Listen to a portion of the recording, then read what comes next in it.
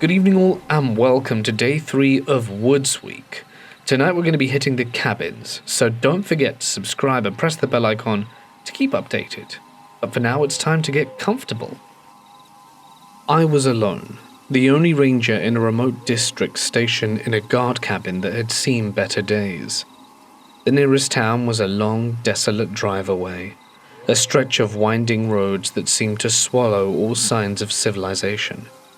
No one passed through unless they had a reason to, and out here there were very few good reasons. From the moment I moved in, something felt wrong. The solar power battery barely worked, so I spent my nights in total darkness, save for my dim headlamp and the occasional flicker of moonlight. The nights stretched on endlessly, sleepless and suffocating. At first it was the bats that kept me up, dozens of them nestling in the rafters. Their skittering claws and high-pitched screeches made it impossible to sleep. Then something else, something heavier. Footsteps on the deck. The first time I heard them, I told myself it was an animal, maybe a badger or a beaver, but deep down I knew better. Badgers don't walk in slow, deliberate steps, and they don't pause like they're listening and waiting. 2 months in, the scratching started. At first on the edges of the deck, then closer on the door. Something was testing the cabin. Every time I stepped outside, the air felt thick, the trees dark and towering pressing in, as if they were hiding something just beyond my line of sight. And I started keeping my shotgun within reach, even though I technically wasn't supposed to have one. But tell me, who the hell lives out here alone and doesn't arm themselves? So Tuesday nights were my grocery run, the only time I'd leave the cabin after dark. The drive back was always tense, headlights barely cutting through the oppressive blackness in the woods. On this particular night, I felt it before I even pulled in. A wrongness that settled deep in my gut like a warning. Something was waiting for me. I stepped out, keys in hand, and then I saw them. 2 eyes. They were hovering in the darkness just above my front door, too high off the ground to be a coyote but too low for a deer, about 4 feet up. And they weren't moving. My breath caught in my throat, and every instinct screamed at me to run and get back in the car. I screamed out to get the hell out of here, but the eyes didn't move. Then slowly they crouched lower and started creeping forward. I grabbed a piece of firewood from the sack and hurled it. The log landed with a thud, and the thing flinched back but made no noise. I fumbled again with my keys, hands shaking so hard I nearly dropped them. The solar power was out again, so I was doing this blind, and I could hear its slow, measured breathing. Too controlled for an animal, too aware. I got inside and grabbed my shotgun. When I stepped back out, the thing was still there, but closer now, just at the edge of the dim glow from my crappy headlamp. My pulse pounded in my ears as I loaded the gun, never taking my eyes off it. One-handed, I threw another piece of wood. This time it moved, slowly, and then melted back into the brush. No sound, no rush of movement, just gone. That night I downed 4 IPAs and slept with my shotgun in my arms. Morning came and I wasn't sure if I dreamt the whole thing, until the trail crew arrived. They found mountain lion tracks everywhere, all over the porch, by the rocking bench, even circling the cabin. But the thing was, after that night I kept hearing it. The creak of the rocking chair in the dead of night, footsteps on the deck. I'd grab my shotgun, throw the door open, and see nothing. No movement, no sound. And when I checked the ground, there were never any more tracks. It had been muddy for weeks. There should have been tracks. I'd been stalked by mountain lions before. They watch you from a distance and keep to the shadows. They don't taunt you. They don't play games with you. But something was out there. And whatever it was definitely playing with me. My stepmom Macy grew up as a kind of privileged teen in the 70s, and her mum had moved their family over there, the States, from England, when she was around 9. She went to a pretty nice high school in a really nice town. There she made friends with Lily, who didn't exactly run with Macy's type of crowd, popular, stereotypical. but they really hit it off. And Lily would take Macy out to do her kind of stuff, hiking, fishing, sailing. My stepmom has raccoon eyes and looks like she hates everything. Anyway, because of Lily's influence, the two of them would do stuff like that a good amount. One Sunday, they decided to go hiking in some hills about an hour away. Macy put on what I'm sure were her extremely expensive hiking shoes, and the two of them drove off to the hiking trails. Lily parked in this big clearing with a makeshift parking spot, like little pieces of wood marking the head of a space, but there were no other cars there. This was important only in hindsight. They started hiking up the hill, off the path because Lily fancied herself something of a badass. The hike was nothing extraordinary. If you asked my stepmom, she would just lament for 15 minutes about how sticky and buggy it was. So they reached the top of the hill, and my stepmom was done. The polished, pampered side of her was coming out, and she groaned until Lily begrudgingly said, "Okay," and they would rest and then walk down again slower. They had been heading down the hill for perhaps 10 minutes, when Macy began to complain again. Lily conceded to walking down the side of the road instead of the rough hiking trail, probably looking like a couple of tools geared up for hiking and walking down a crappy road, and after not even 5 minutes a truck pulled up next to them. It was red and rusty, and just generally looked like a clunker. The guy driving rolled down the window, and the girls looked in through the passenger side window. He had a big beard, a baseball cap pulled down, and long brown hair. He greeted them and even smiled through his beard, asking if they needed a ride. Macy described him as charming and even cute. Lily still says the moment he greeted them her hackles went up, and despite her better judgment, my stepmom convinced her to get into the truck. "It must be only a 10-minute drive down to the car tops," she said. The two girls opened the passenger door to this rusty thing, and the guy directed them behind the seat to get into the back. They settled in and the truck started rumbling forwards. Lily always says that was the point it hit her, what a mistake they had made. The back seat was clean enough, but there was a rope on the floor behind the driver's seat and 4 boxes of saran wrap half hanging out underneath the passenger seat. It seemed creepy and weird, but Lily didn't want to freak my stepmom out, so she shut her mouth. 10 minutes later, the woods didn't look any clearer, and they hadn't seen another car the whole time. Lily asked how long he thought it would be, and he said he was taking a different route down the hill and had to stop somewhere to get something first. That was it. The girls were 16 and Lily didn't want to press the issue. She was scared. She can remember his hair because he was sitting behind him. He looked like a woodsy guy, but his hair was super tangled and dirty. She noticed crusted mud on his collar and tried to find something identifiable about him, but just got scared the more she picked up on little details. He was youngish, strong-looking, and maybe had 1 inch on both of them, so they didn't ask any more questions, and he didn't offer any information, and they drove on. Several minutes after, they reached a tiny shack/log cabin right in the middle of a clearing. There was an old stump there when someone had been chopping wood with a huge axe stuck into a log. Lily was definitely on red alert now. The guy turned off the truck and slipped out saying, "I'll be right back, don't get out," and he disappeared into the cabin. Lily tried to talk to my stepmom about how she was incredibly uncomfortable, but she mostly dismissed it. Lily started begging, increasingly freaked out, and finally put her foot down, demanding Macy exit the truck with her. So they got out and walked around the front of the vehicle. The cabin was about 50 yards in front of them.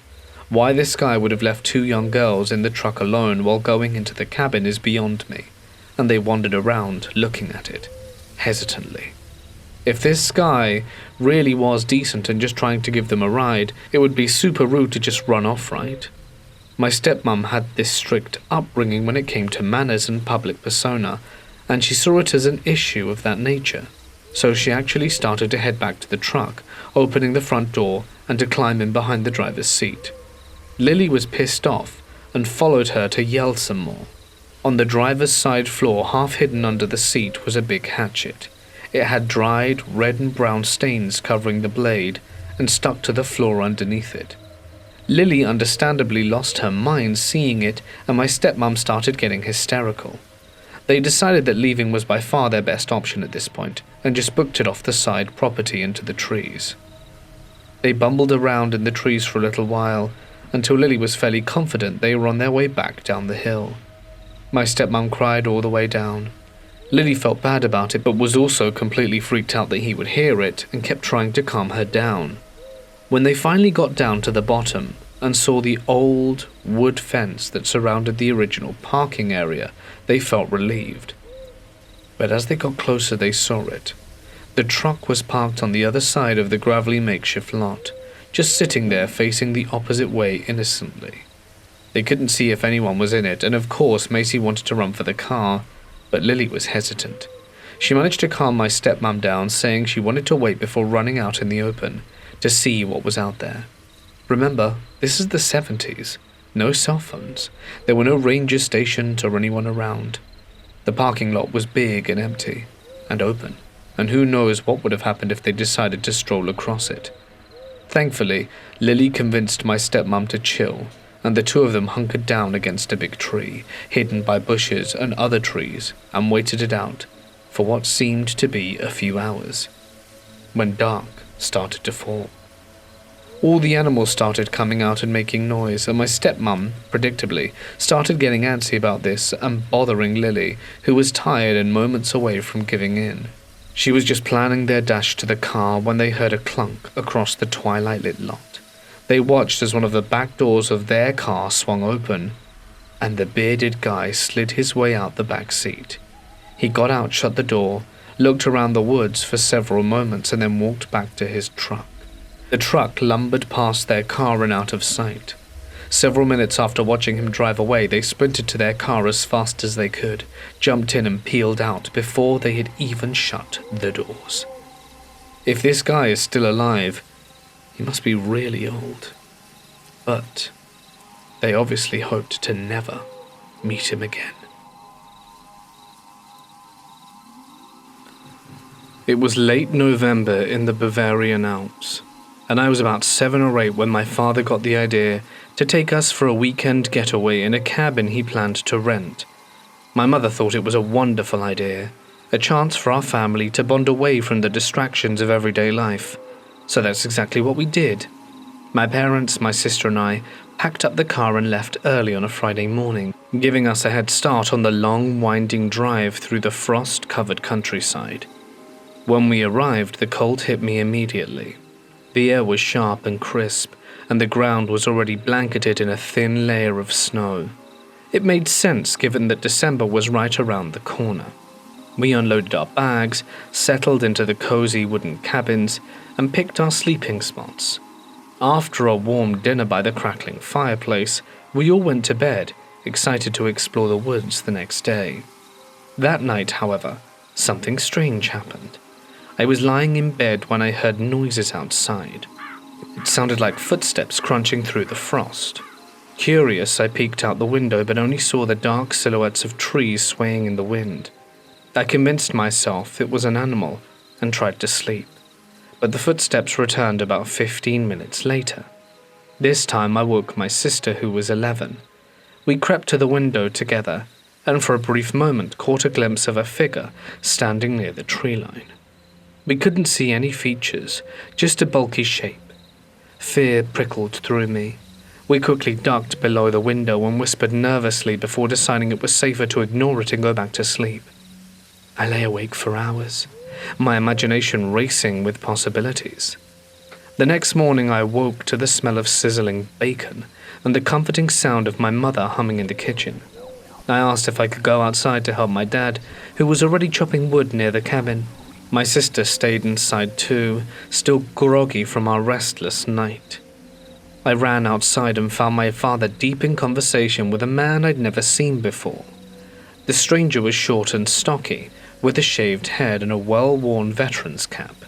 His cheeks were flushed, and despite the freezing air, beads of sweat glistened on his forehead. As I approached, my dad looked at me and said, "This is my son," introducing me by name. The man gave me a tight-lipped smile and said, "Nice to meet you, kid. I'm Ivan." His eyes lingered on me a bit too long and I blurted out, "You look kinda scared." Are you okay?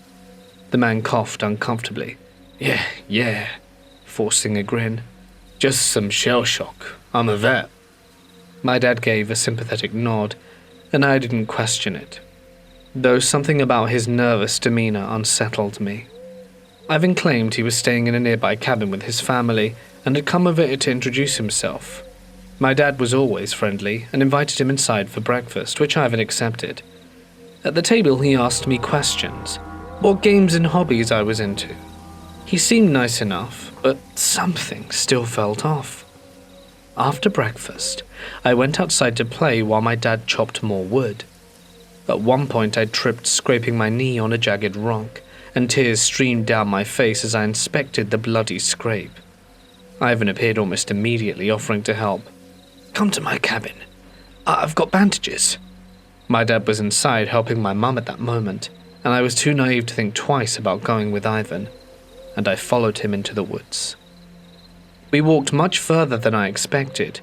The cold nipped at my cheeks and my knee throbbed. I asked how much further, and Ivan just kept saying, just a bit more. After what felt like 20 minutes, we reached a small, run-down cabin. It didn't look like the well-maintained rentals I'd seen earlier. Where's your family? I asked as we stepped inside. The air was musty, and clothes were scattered across the floor. Ivan avoided my question for a while. They're out for a walk, he said eventually. Come, let's fix that knee. He knelt beside me, placing a bandage over the cut. His hand lingered on my leg, rubbing it slowly. You've got strong legs, he said with an odd smile. That's good. Panic welled in my chest. I stood up abruptly, mumbling that I should head back. Ivan's smile faltered. No need to rush, he said, stepping in front of the door. Stay. Have some lunch. My heart raced as I scanned the room for another exit. My parents will be looking for me. He waved a dismissive hand. I told them you were with me, he lied. Just then, the door to a back room creaked open, and a pale woman with sunken eyes stepped out. She looked directly at me and whispered, Help me, before Ivan whirled around. Get back inside. The woman flinched and retreated into the room, and Ivan slammed the door and turned back to me with a chilling smile. Don't mind her. She's sick. Now let's try on some clothes. I bolted towards the door, yanked it open, and ran into the forest. I heard Ivan shout and give chase. My heart hammered in my chest as I sprinted through the snow, branches whipping my face. I didn't know where I was going, only that I needed to get away. His heavy footsteps crunched behind me, growing faster as I pushed myself to run faster. After what felt like an eternity, I saw a familiar clearing. The cabin. My father stood outside, eyes wide. When he saw me running towards him, Ivan! I screamed, gasping for air. He's not a good guy. He tried to make me stay. My dad didn't ask questions. He rushed inside and called the local authorities and grabbed his axe. The police arrived soon after, but Ivan's cabin was empty by the time they arrived. They found ropes, duct tape, and children's clothes that didn't belong to me. The woman was gone, and so was Ivan. The police told us the cabin hadn't been rented to anyone for months. We left that same day. My dad kept checking the rearview mirror the entire drive back. The police never updated us with anything. We never found out who Ivan really was, or what happened to that woman, or how he ended up in that cabin. But I still have nightmares about that night. It started as just another afternoon. I had just come home from the gym, eaten, and was about to relax when my friend called and asked if I wanted to go for a ride on my motorcycle. This was something we did often, just driving around, blasting music, enjoying the road, and soaking in the good vibes. The weather was perfect, hot, sunny and clear, so I grabbed my helmet and keys and headed out. At first, we just cruised around, jamming to some music, basking in the heat. Eventually, I started running low on fuel, so we decided to head back. That's when my friend suddenly pointed out a seemingly normal gravel path leading into the forest. We had nothing better to do, so we figured, why not? The trail was steep, steeper than it looked at first. so steep that my friend had to jump off while I powered my bike up the incline. When we finally reached level ground, I decided to ride ahead a bit to see where the trail led. It was mostly a winding gravel path, weaving through thick trees. Then, on the left, I noticed something strange. An opening in the woods with fresh tire tracks leading down another trail. It stood out, but I brushed it off and kept going. And that was when I saw him. About 10 feet ahead, partially obscured by the curve of the road. A man stood next to a car. He hadn't seen me yet, but I had a clear view of him. He looked to be in his 30s, wearing a black cap and a grey zip-up. Something about him felt off. My first thoughts was that we had wandered onto private property, but there were no signs, no fences, nothing to indicate that we weren't supposed to be there. Still, something in my gut told me to turn around. I rode back to my friend, who was catching his breath after walking up the steep incline with his heavy helmet. I told him about the guy, and just as we were debating whether to check out the side trail with the tire tracks, we saw something that made our stomach drop.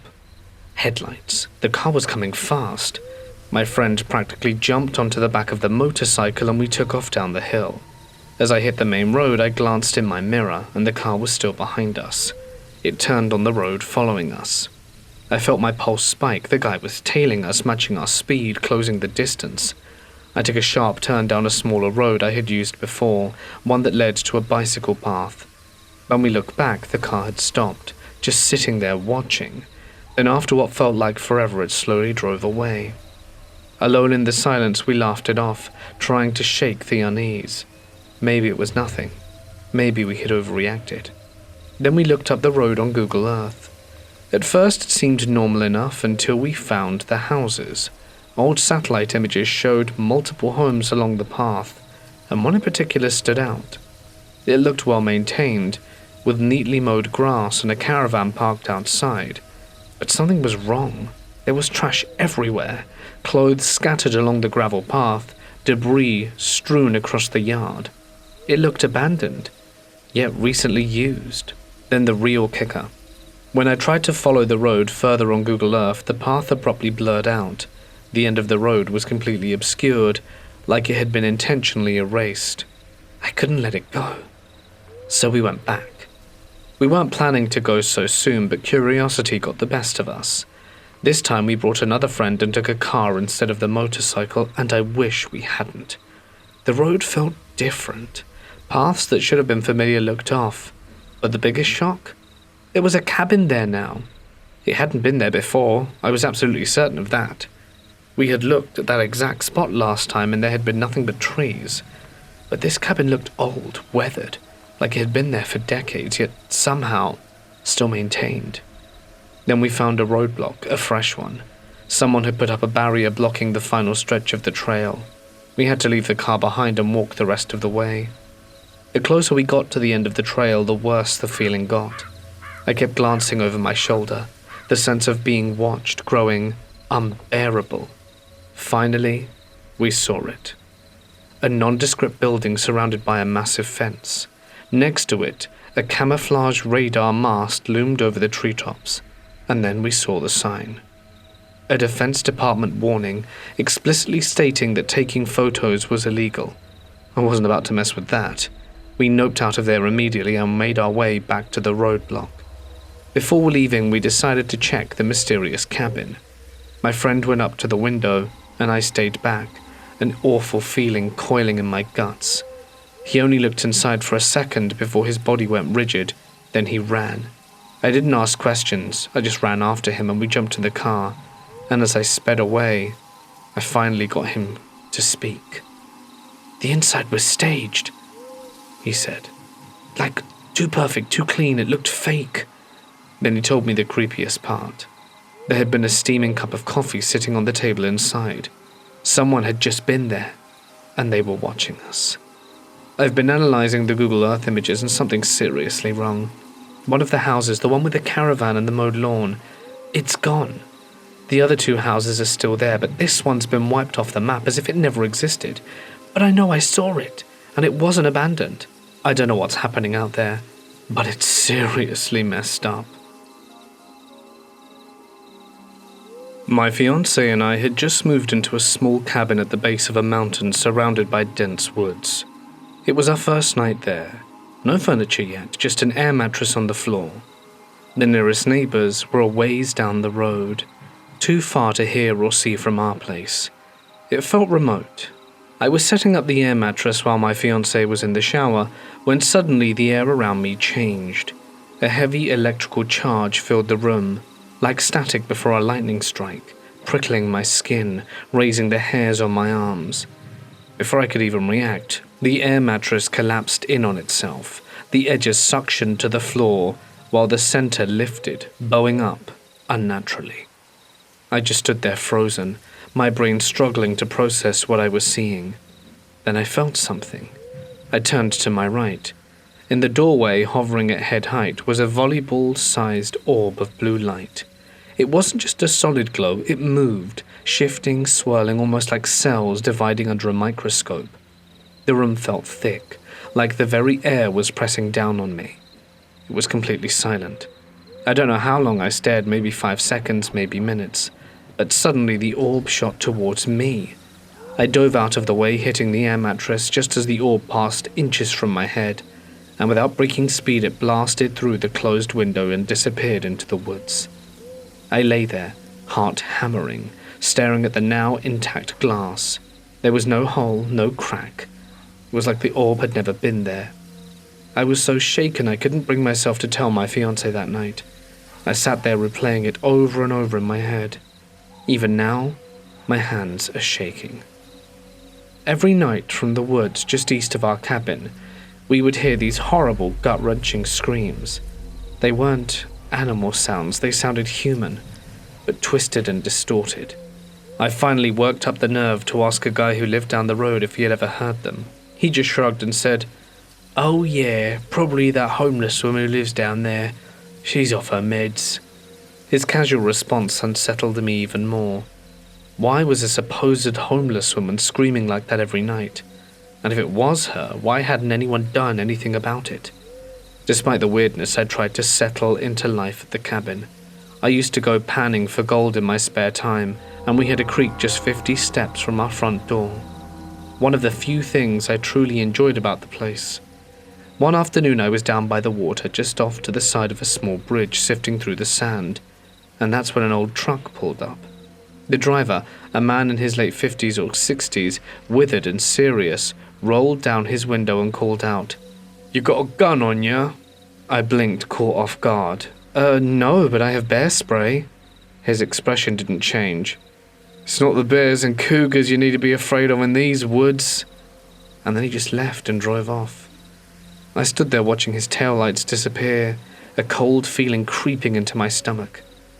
Years later, a friend introduced me to a podcast about the paranormal, mostly stories about Bigfoot and other strange phenomena. I almost didn't believe what I was hearing. Dozens of people still described the exact orb I'd seen that night. I'd always thought the idea of a Sasquatch was a joke, just dumb folklore. But now, I don't know what to think anymore. We sold the property a few years later, and I still wonder who or what is out there. I've always loved the woods. There's just something special about the way that it can make you feel multiple opposite things at once. These seemingly endless rows of carbon copy-looking trunks stretching out in front of you as far as the eye can see, where they all look the same, but you know, for a fact, that each of them is something different. The way the thick canopy of leaves above you manages to simultaneously block out the light and leave you alone in this shrouded, secret space. When I was younger, these were places where we existed. This was where we spent all of our time. It never really mattered, as long as we managed to get back home by the time dinner was on the table. For the rest of the day, our time was our own, and I can tell you right now that it led to some of the most memorable moments of my life. But there is one of them that sticks in my mind. Even now, decades later, there is only one day that I can recall as vividly as if it were yesterday. When it came to the woods around where we all lived, there probably wasn't an inch of it that we hadn't seen. We must have covered acres of the land around our houses. None of us really knew quite how much land any of these woods covered. It wasn't the sort of thing you knew about or asked when you were young. You just head off together in a group, and you go where the day takes you. There were landmarks, sure, and we all knew the big redwood stump that meant we were 5 minutes from home. The clearing meant we were 10 minutes away, the old run-down shack that said we were 20 minutes away. None of us had ever written it down or made a list of it. This is just what we came to know through long experience. So on this specific day, a lot of us were trekking out deep into the woods. No one had said what the plan was, or that we were meant to go specifically far. It just seemed to happen organically. We passed all the usual milestones and waypoints, laughing, joking, taking our time and steaming ahead somehow at the same time. The trees kept passing, and nothing ever seemed different until we came to a clearing. All of us stopped dead. Our laughter, our shouting, and our speaking all stopped dead in unison. There was something off. For one thing, none of us seemed to recognize it. The wall of trees just seemed to disappear all of a sudden, and there was this perfect square in front of us. The main thing that we were drawn to was this cabin standing in the middle of the clearing that none of us had ever seen before. It was just a simple log cabin, the same sort of shack we'd seen millions of times, but this one looked like it'd been burnt badly, almost to the ground really. It might just be our memory adding stuff, but I swear I could almost smell the smoke in the air and see the charcoal setting. We approach it in silence, closing the distance across the clearing. The door, or what was left of it, hangs sadly sagging to the side. We approach it as a group, no one brave enough to go there alone, but no one willing to hang back. The door half broken, sagging from its hinges, the porch creaked beneath our feet. Something about this place screamed at me to run. Every instinct told me to leave. But none of us did. I kicked the door and it collapsed inwards, crumbling like paper. "Hello?" My voice sounded steadier than I felt. No answer, just the thick, suffocating scent of burnt wood. Inside, everything was blackened. Bookshelf, fireplace, a rocking chair, with its back half gone. And then we heard it. A thump. We all turned, scanning the room, but there was nothing. And then another thump. This time we looked at each other. No one was laughing. Then the third one came, and we saw it. A trap door in the floor. A perfect square cut into the boards with a rusted padlock on one side and old hinges on the other. And it was moving. The whole thing lifted slightly, dust and ash puffing in the air. The lock stretched. Then another hit. Harder. We were rooted in place, eyes locked on the trap door. It wasn't just shifting anymore, it was bending. Something underneath it was trying to get out. Then for the briefest second I saw it. A single mad eye staring up through the crack. I don't remember running, but suddenly I was sprinting. I heard my friends ahead and behind me, feet slamming against the dirt. But I felt something else. Something was chasing us. Despite the fact that I'd never outrun any of my friends in my life, the sound or maybe the thought of teeth and the eyes behind me spurred me on. I passed every single one of them. When we finally all reached the abandoned redwood stump, we stopped. Every one of us put our hands on our knees and took a full 2 minutes to catch our breath. No one wanted to be the first admitting they were scared. We all looked at each other knowing that something different was going on there, and we walked back home that evening. None of us laughed. None of us made any comments. And none of us ever mentioned it again. We went back out to play the next day, but there was an unspoken rule that we never went that far into the woods, and it was never broken. Maybe sometimes you're better off not knowing. Even now, looking back at it with the eyes of an adult, I can't make sense of it. Now and then I think about it and wonder what was trying to escape, and how close it was to making it out. And that thought makes me shudder. This was an experience I had alongside my BFF in high school. It was around 2006 in rural upstate New York. We met in 3rd grade and are still friends to this day. We're about 27 now. Let me give you some background info. My friend B and I became instant friends when we met in 3rd grade. and were inseparable. We frequented each other's homes so much, her mum set up her guest room as my room. I had toys, clothes, pictures, everything I needed there. I was family. Pictures of B and I hung on the walls of the home owned by her very proud mother, Shelley. Shelley always wanted 2 daughters, and loved me so much that she considered me her second daughter. Now on to the meat of the story. This incident took place when B and I were sophomores in high school. Her mother was divorced and had dated a few men, meeting some off sites like eHarmony. She had been speaking to a man for a few weeks, gushing about how manly and charming he was. She was really excited, and always showed us their profiles before she decided to go on actual dates with one of these men. She always would say, "I need my daughter's stamp of approval." One night she called us to her room and showed us this man she had been talking about. His profile was simple, as one would imagine for a middle-aged man in 2007 on eHarmony. The headline read, "Looking for a strong mother." I made a joke about his odd placement for caps and just how strange a way to start out. But we moved forward. It told of his metalwork background, his love of cold steel, and his work in a foundry that kept his icy heart just warm enough.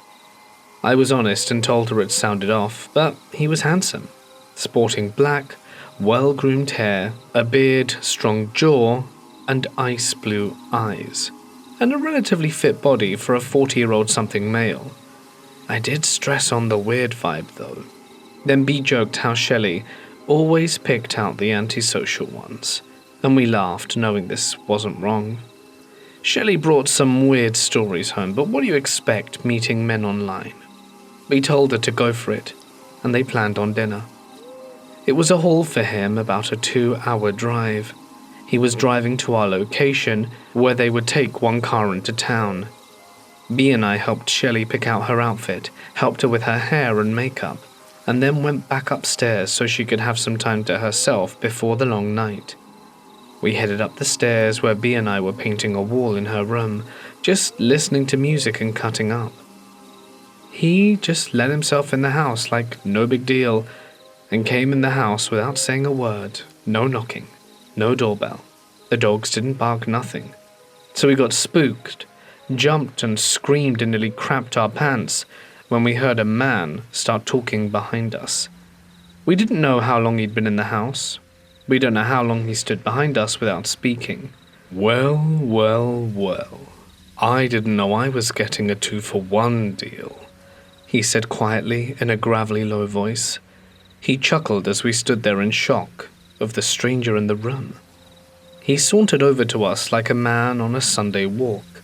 The smell of cigarettes filled the room, as if Rod Sterling himself was standing in the corner explaining our situation to the audience of our own personal episode of The Twilight Zone.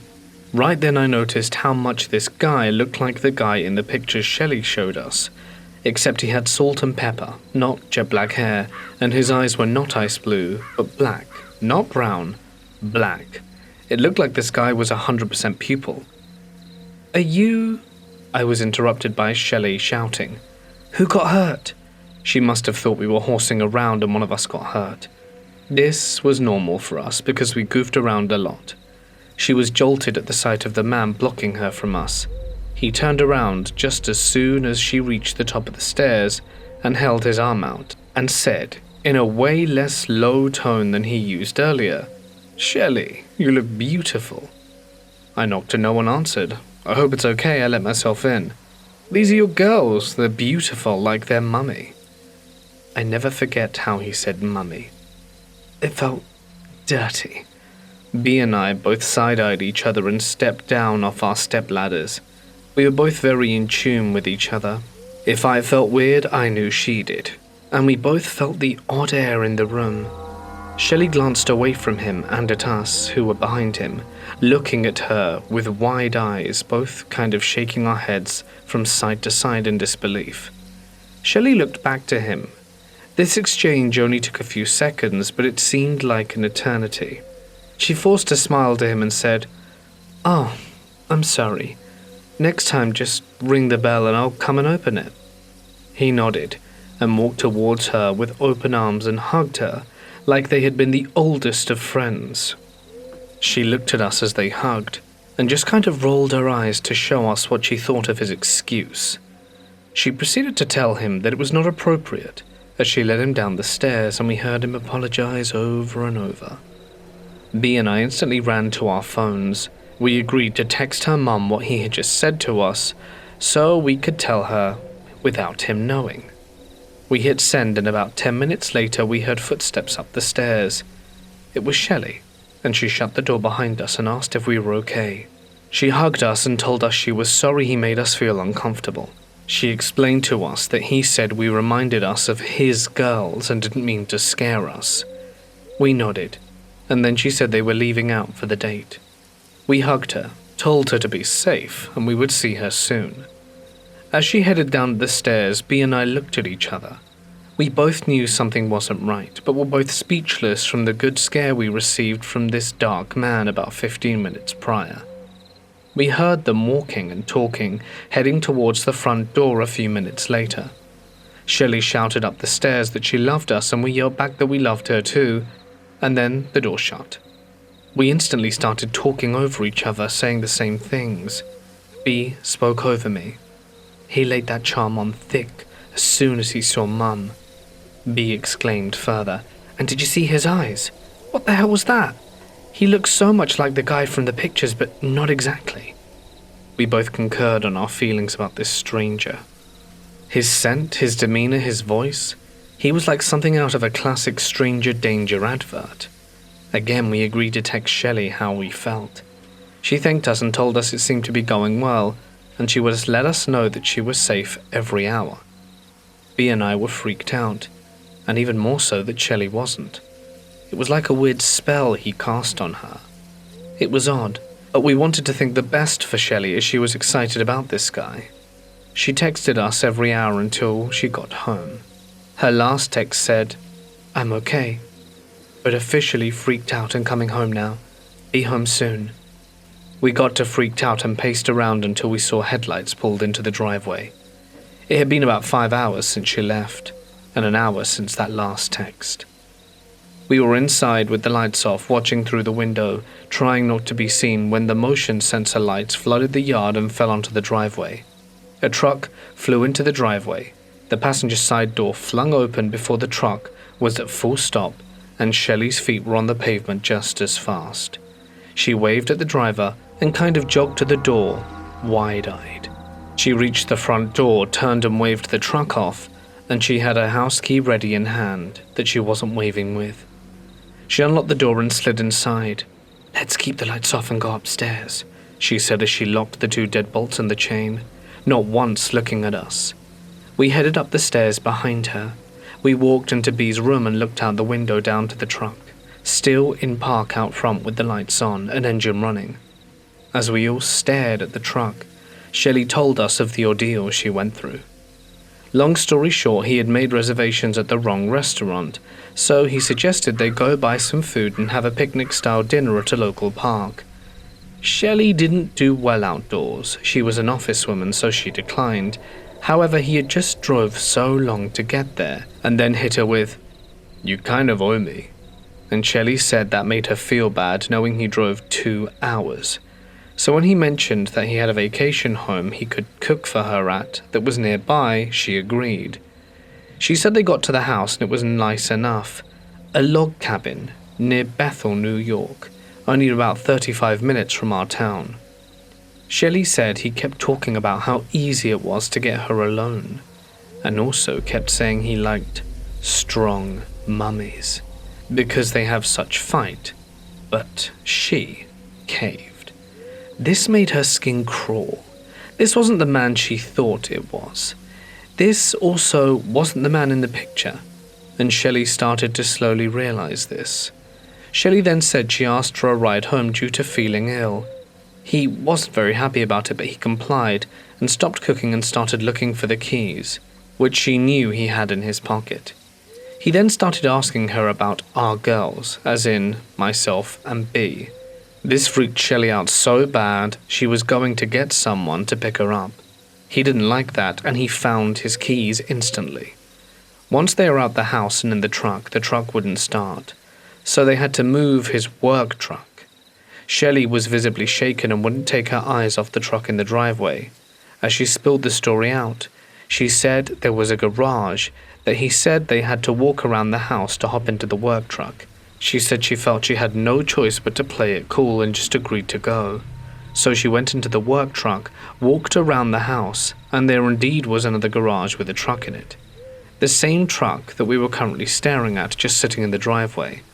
It smelled like bleach and metal, she whispered. She told us on the way home he kept asking about us. What did we do that she didn't like? What got us spankings? What were the naughty things we got in trouble for? And what would she do without us? And then, one question to scare you out of your pants as a parent. Would you sacrifice yourself for one of our girls? Shelley said she stared at him in awe and disbelief, and then he just laughed. She got more and more concerned as she noticed her surroundings in the back of the truck she was riding home in. There were what she thought to be chains in a bucket sitting on the desk that was drilled into the floor, a duffel bag and a very large metal object that she wasn't too sure of. This is when he started to pull out pictures on a little flip phone that he had of us. He must have found Shelley's Facebook and took pictures of our pictures and then had them on his phone, waving it around, telling Shelley what a good strong mummy she had been to us, and she should be so proud of what she had accomplished. By this time they were pulling into the driveway and Shelley was done with it. She was just about finished when we saw the truck lights turn off. Shelley immediately picked up the phone and dialed the sheriff and told him quickly there was an unwelcome person outside the home. Being in such a small town, the sheriff not only went to school and graduated with Shelley, but also lived 3 doors down. Just as we see this guy getting out of his truck with the duffel bag, we saw the sheriff whip up behind him. The man panicked and literally threw the duffel into his truck and tried to back into the sheriff to get out. When he realized he was blocked from the rear, he went through the yard. We couldn't believe our eyes. The truck peeled out, taking some of the lawn with it. The sheriff came to the door to check on us and told us he had units down the road waiting for him. We all shared a collective cry and rejoiced in our safety. It did, however, create some paranoia issues in the next few weeks, due to the fact we didn't know how long he was in the house, when he just let himself in. Did he put cameras anywhere? Did he mess with the food in the house to hurt someone? I mean, it was bad, but we worked through it. We never heard anything about him getting caught, and we did occasionally receive an eerie message on Facebook, 2 of which we knew were him, but we put that out of our minds. We haven't heard anything from or about him since the 3 months after the incident when the last message was received. It's been a long time since the incident, but nonetheless we still hope to never see that creep again. I was 7 years old. My father Arthur took my oldest brother Thomas and me to a remote cabin deep in the English countryside for a week-long holiday. We also brought along our tabby cat Whiskers. The cabin was quaint but isolated, surrounded by thick wood, and far from the nearest village. The bedrooms were on the 2nd floor, and mine was the furthest from the others, positioned right where the woods began. A single window sat beside my bed, offering an eerie view of a gnarled oak tree that I had unsuccessfully tried to climb the day before. There were no curtains or anything to shield me from the outside world. Well, one night I was feeling homesick and unable to sleep. Whiskers lay curled beside me while I read a comic book by torchlight. Around 2 in the morning, I heard a faint tapping on the window. Initially, I just thought it was a tree branch swaying in the wind until the tapping turned into a more deliberate pattern, like knuckles rapping on the glass. Then came the whispering. "Open up, lad. It's me, Daddy," a voice said from the other side of the window. My heart froze. Ice-cold fear coursed through me. I knew it wasn't my father. I wanted to scream, but the fear held me captive. "Let me in, Devro. It's freezing out here," the voice continued. "Come on, son. I just want to cuddle." I turned back to the window, clutching Whiskers. The cat's fur bristled beneath my hands, and he hissed towards the window. I buried my face in his fur, hoping the stranger would go away. Then came the sound that still haunts me. A screeching noise that sent shivers down my spine. I turned my head slightly to see what it was. The man outside was grinning, his mouth stretched unnaturally wide, and his eyes glinted with malice as he dragged a pocket knife across the glass, producing that dreadful noise. I finally screamed, finding my voice. The man's grin twisted into a snarl of anger and surprise. His eyes locked with mine, then flicked towards the doorway. My father burst into the room, wielding his old hunting rifle.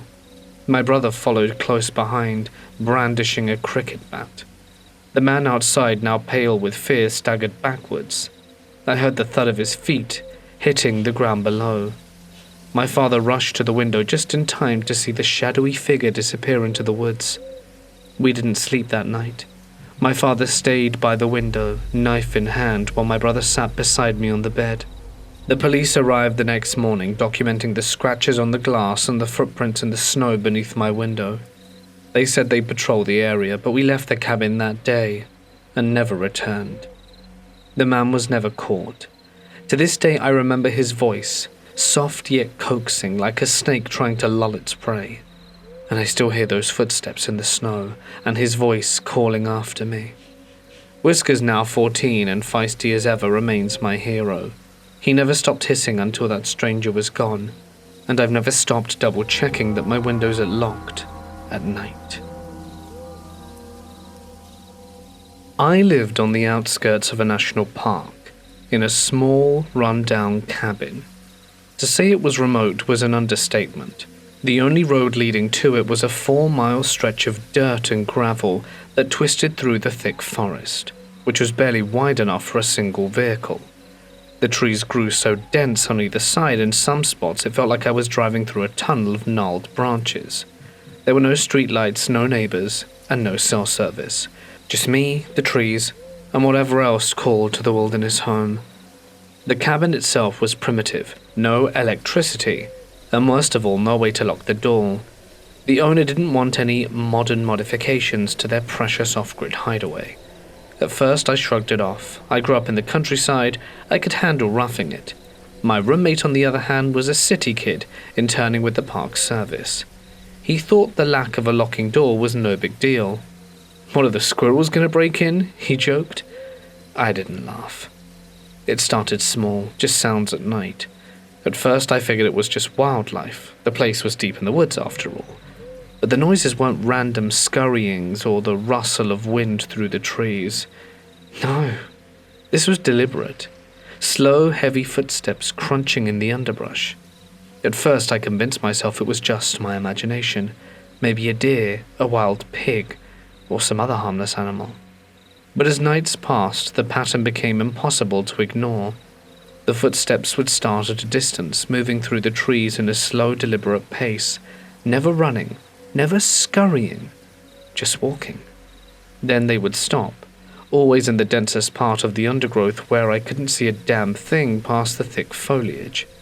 I'd hold my breath listening. Sometimes it would be dead silent for what felt like forever, but other times I swore I could hear something breathing. Not the quick, sniffing breaths of a deer or the chuff of a wild boar, something deeper and heavier. Then nothing. Minutes would pass, maybe an hour, and just when I thought I'd imagined it, the footsteps would start again, and this time closer. The unease settled deep in my bones. It wasn't just the sounds, it wasn't the feeling that came with them. That prickling sensation on the back of your neck, the instinctual awareness that something is watching you. It followed me everywhere, even in the daylight. The vastness of the property, once peaceful, now felt suffocating. The trees seemed taller, their shadows stretched longer, and every time I stepped outside, I felt like I was being watched. The cabin's door didn't lock. That thought consumed me. Each night as the noises persisted, my mind ran wild with what-ifs. What if it wasn't an animal? What if it wasn't just my imagination? What if one night, whatever was out there decided to step in? I started sleeping in my car. It felt safer, even if it was just a false sense of security. I'd park over an acre away from the cabin, thinking the distance might help, but it didn't, because the footsteps still came. The last straw came on a night I'll never forget. It was past midnight. I was in the driver's seat, reclined, blanket pulled up to my chest when I heard it again. Those slow, deliberate steps in the leaves. But this time they didn't stop at the tree line, they kept coming. I sat up, barely breathing. The night was moonless, the forest a wall of black beyond my windshield. I couldn't see anything, but I could hear it. A single twig snapped, and then just outside my car a low wheezing breath. I fumbled for my keys, hands shaking so hard I nearly dropped them. When I turned the ignition, my headlights flashed on, illuminating nothing. I slammed the car into reverse and got the hell out of there. By morning I packed up and left for good. My roommate, still convinced I was losing it, stayed behind. But he didn't even last a month. He got robbed twice. After the second time, he finally put up motion-censored cameras, and what they captured made my stomach drop. A man with a long rifle had been out there hiding in the bushes, watching us, watching me, every night.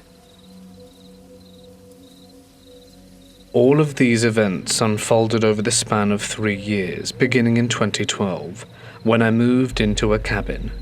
A childhood friend of mine asked if I'd be her roommate, and since I needed to get out of my parents' house, and she needed someone to share the rent, it seemed like a good situation. This cabin dates back to sometime in the 1700s, though we can't be entirely sure. The road it sits on bears the name of the original family that owned it, an old tobacco farming family who once controlled a large portion of the land that is now one of the largest cities in the US. If you search for an American colonial cabin, you'll find images that resemble this place. Initially, we thought it might have been used as slave quarters, but we later discovered it was more likely a stable house. The stable theory checks out because one time our dog dug up a horseshoe. I still have it. The night we moved in, I immediately sensed something eerie. The house was full of strange quirks. There were no doors leading to the upstairs, where my room was, or to the downstairs bedroom. My roommate's room was an addition added in the 80s. The previous owners had also added a much-needed kitchen and bathroom, as the original structure lacked both. Now that you have a sense of the place, let me tell you why I'm sharing this. Right after moving in, I constantly felt a sensation of being watched. The house always felt cold, dark, and damp like a cellar. Sure, that's to be expected with an old cabin, but there was something more. It started with scratching. Every night I'd wake up to scratching sounds coming from right underneath my bed near my head. At first I thought it was mice, but after listening closely I realized the scratching was longer and more deliberate, like a foot-long drag, then repeat. I just covered my head, muffled my ears and closed my eyes. I was a 23-year-old man at the time, but I felt like I was cowering. I wasn't about to take on any wood-scratching spirits. One night I was awake when the scratching started. It came from the far side of the room above my bed. It moved down the wall, then scratched its way directly beneath me. After a while, it went across the room, then back to the wall. Then it was gone. Here's why it wasn't mice. My walls were solid wood. The logs inside were the same as the outside. Between the floor and ceiling, there was no space. It was an old cabin with a solid construction. I was getting scared, so I began sleeping downstairs. My roommate asked what was going on, and I told her. She admitted that she had been hearing the same thing when she was home alone, as this all happened within the first week. Here's where it gets really creepy. When we moved in, I had to unscrew all the screws the previous tenant had put into the windows, and even had to unscrew one of the exterior doors that had been screwed shut. We also had to clean out some strange rabbit food from the oven, or so we thought, and Wright doesn't live here on hundreds of mail-order catalogs the previous tenant had been receiving. We joked the guy was a shut-in Satanist, but in hindsight I don't think we were too far off. We started sleeping downstairs in the living room, feeling safer in numbers. The eerie atmosphere was easier to handle when we were together. Until one night. I had a dream that a dark force was approaching me. I was watching myself sleep in the third person. The entity started looming over me. and I felt intense pressure building in my head, accompanied by a high-pitched ringing in my ears. The sensation became so overwhelming that I suddenly sprang up from my sleep, and just as I did, the TV turned off, abruptly, as if someone had clicked the remote. We'd been having problems with the TV turning on and off, but this time felt too coincidental to brush it off.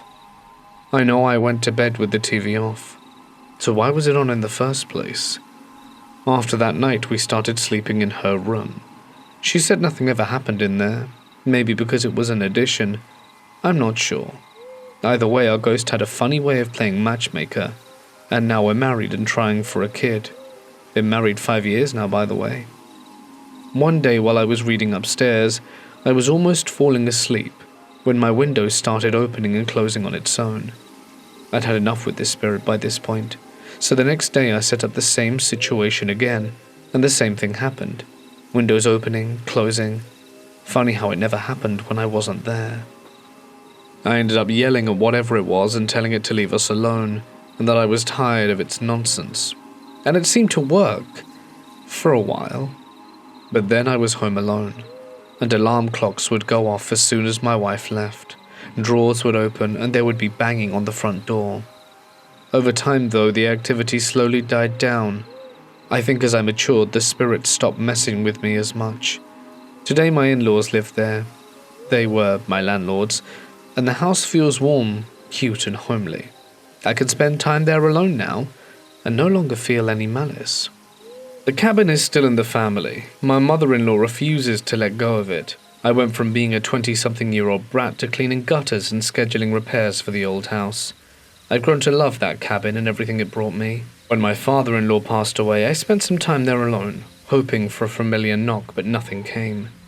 When I go there now, there's no sense of doom, just warmth, comfort and safety. It feels as if the entity wasn't trying to haunt us forever. Maybe it was more like a spiritual nanny, and once my wife and I matured, it finally parted ways. And the ghost always seemed to mess with me more than my wife. Maybe I had an open portal that allowed it to slip through easier, but we both experienced things. I've always been more attuned to the paranormal than her. My mother swears she's seen a ghost before. I think my side of the family is sensitive. We never really tried to talk about it, but over time stories come out, mostly good ones. I guess it comes from a family of sensitive folks. Hey guys, it's Mort here and thank you so much for listening. I hope you enjoyed tonight's cabin stories. I was particularly pleased with the stories that I've got for today's video, and if you enjoyed them, be sure to let me know down below. Don't forget to tune in tomorrow for what should be some pretty good deep wood stories, and finishing up with cryptids on Friday. Huge thanks as always to my members and patrons whose names can be seen on screen, and if you'd like to join their ranks to get some cool perks, feel free. You can find the information in the description. But that's it from me. Stay awesome, and I'll see you in the next one. Good night.